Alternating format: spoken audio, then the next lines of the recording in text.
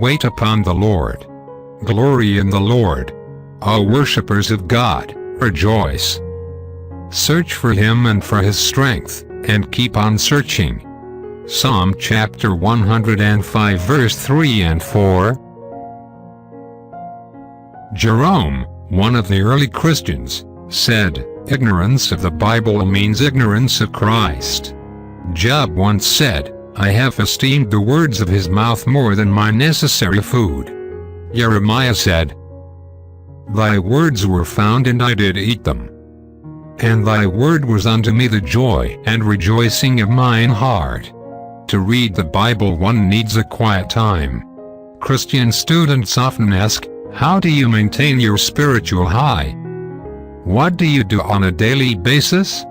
I tell them about my quiet time. Some days it is in the early, sometimes late morning, sometimes evening.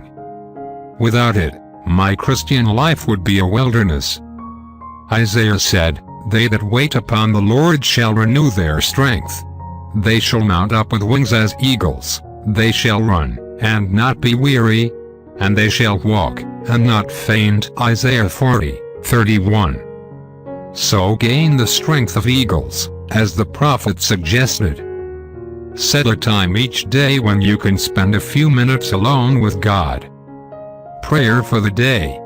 Dear Lord, teach us to wait upon you, that we may know your strength.